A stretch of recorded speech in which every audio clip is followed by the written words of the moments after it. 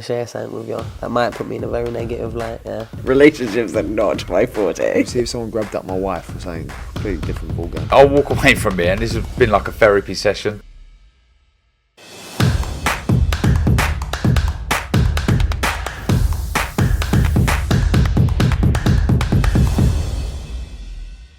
This is CASSIUS for IFL TV, proudly sponsored by Everlast. I'm joined by Mr. Ben Davison. Big day for you.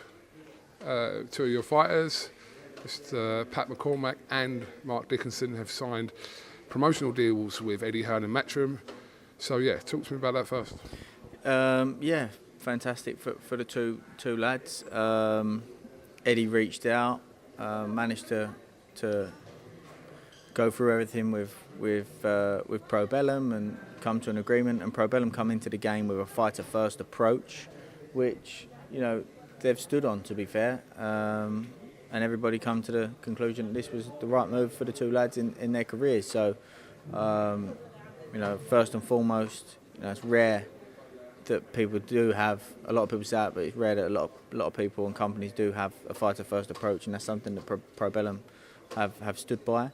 I think that the two lads growing up have seen Matrim put on massive events in the North East. That stood on their mind, and I think that that's something that they want to recreate, and being a dream of theirs, and now they have the opportunity to fulfil that. Yeah, in sort of normal circumstances, I suppose every other circumstance is always kind of something that surrounds kind of a promotional jump. But you're saying in terms of this one, from Probellum to Matrim, it was all done kind of for the interest of the fighters. 100%. Otherwise, this situation wouldn't have been able to occur. So, like I say, lots of people go on about fighter first approaches, but don't really mean it. But this is proof in the pudding that everybody come to the conclusion this was the right move, and it was able to happen. We don't know an exact date where Mark and also Pat will make their Matrim debuts, but we're assuming it will be this year. Yeah, I think we'll have some news, maybe an announcement next week. Okay, will they both fight on the same show? Potentially. Initially there was separate dates spoke about, but at that time there was going to be a clash of dates with someone else in the gym. But now that situation's changed, so they may continue with what looked to be potentially on the same night, or maybe two separate dates. Obviously, over a course of time, obviously since Pat had turned professional and also Mark had as well, you've been kind of banging the drum, which you do for all your fighters, about exactly how talented they are. But let's talk about Mark first, someone that you're obviously a huge fan of and you know better than most about his potential. Yeah, something that stood out with Mark for me at the very beginning was his hunger to learn, the type of student that he was, his curiosity, attention to detail, and he loves being in the gym and learning and asking questions, and that straight away stood out to me with the fact that there's some serious potential there, because with that mindset alone, so much can be achieved on top of the talent that he obviously has as well. And then with Pat, I remember obviously massive amateur pedigree, etc., etc.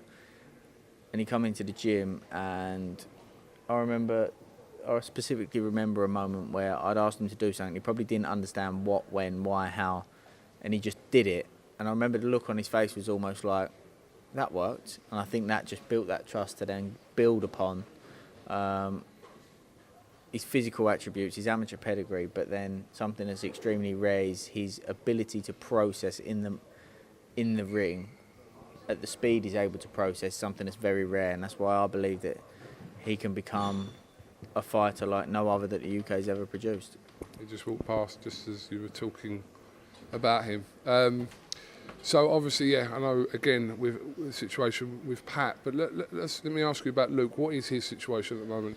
Yeah, so the situation with Luke is some paperwork situation. Underwent his medicals. There was some previous paperwork with some medicals that he'd had on GB that wasn't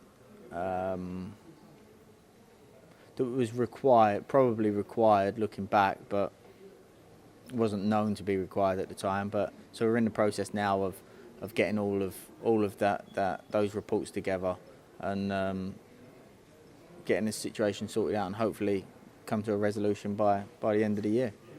Is there a possibility, because Pat is with Matrim, that we could see Luke doing the same thing once this situation has been sorted out, or not necessarily? Potentially, it's an individual situation, scenario, and what's best for the fighters. Like I say, so the first step is getting all the paperwork sorted out and getting him able to fight.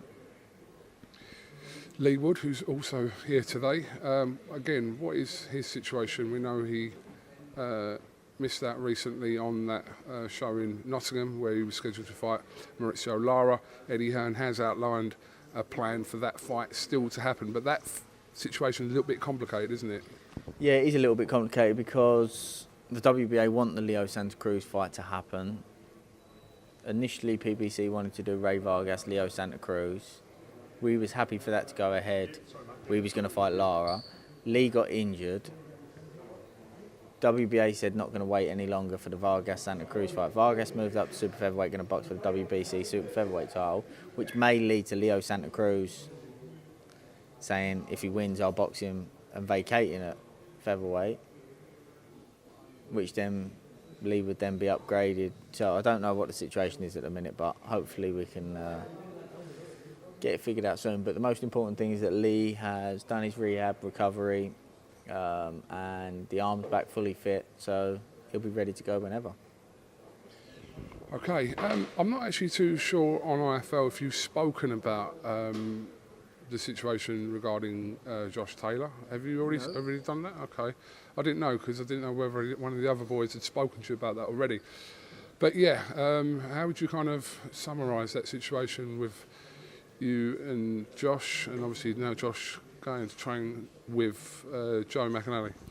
I would summarise it by saying that I haven't really got anything to say on the situation, simply because of the fact that statements get taken out of context,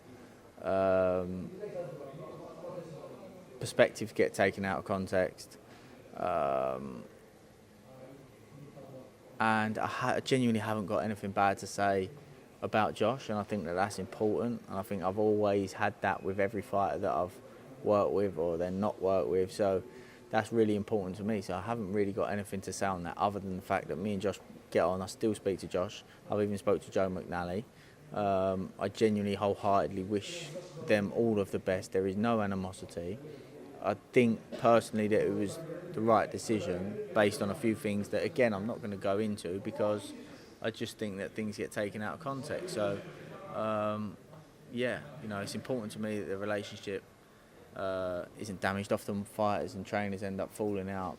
Most of the time it's over money if they end up not just parting ways, but coaches get sore about it and all the rest of it. But I'm not in this game for that. And yeah, I support him, support Josh, and like I said, I want the best for him. Okay, just the final one about this. I mean, look, so you're saying that there is maybe a reason, or maybe more than one reason why the decision to kind of part ways from yourself and to go up and train with Joe. There is, but you don't really want to kind of go into those reasons. No, because I can only speak on my perspective, and like I say, things get taken out of context. I think rather than say anything, better off just not to say nothing. That's fair enough. Yeah, and that is it, because all of a sudden someone says something and it gets taken as X, but it genuinely, there is no hard feelings, there is no animosity. Everyone's comfortable with the situation on all parties. Yeah, for sure. And that's it, really. Okay. Just the final one, I do want to ask your opinions on certain other things, and obviously this situation regarding Conor Bernard is changing every day. We saw from yesterday the board put out their statement that Conor Bernard relinquished his licence with the board. We understand tomorrow we're going to hear from some media related stuff that Conor Bernard is doing or is going to do. So what have you kind of made of that situation this week? Yeah, I haven't really had an opinion on the situation, just simply because of the fact that I don't know the facts. It would be assumption. I'd be making an opinion on assumption, and that itself would determine my opinion worthless. So I haven't really got an opinion on it until or unless all the facts come out. Then I'll have an opinion on it. But until then, I don't get what there is to have an opinion about other than a bit of hearsay, and I just got more important things to deal with than to just sit around and make assumptions. And I think that it's terrible, the way that anybody and everybody's had all these opinions to run everybody down without fully understanding the situation. So, yeah. Yeah, I think it's what Eddie Hearn has been saying kind of from 2 weeks ago, that just kind of wait until everything's come out, because there is so much of it that's going to unfold, and we know that, and it's probably going to unfold over the next few days as well. Yeah, exactly, and I just think people are impatient, they want to know, and it's fully understandable. People are boxing fans, they wanted to see the fight, etc. Totally understandable. But the reality of it is, all of the opinions are based upon assumption, which just make the opinion not very valid, in my opinion. So, like I said, in the next couple of days we're going to find out more from what we're obviously being told openly, so we shall see what happens with that. All right, Ben, thank you very much for your time, and just finally, congratulations on becoming a dad, a little girl, Selena, is it? yep. Thank you. How old now? 10 days, 11 days, something like The that. easiest part. Really? Absolutely. This is the time where you ain't got to really worry about anything. So be prepared. Where does it get? When they start moving properly. Yeah. Well, better get the mother-in-law back round then. All right, Ben Davison, thank you very much for talking to IFL TV, and we look forward to hearing news regarding Pat and Mark's Matrim debuts, and we'll talk to you again soon when we have something to talk about. Brilliant.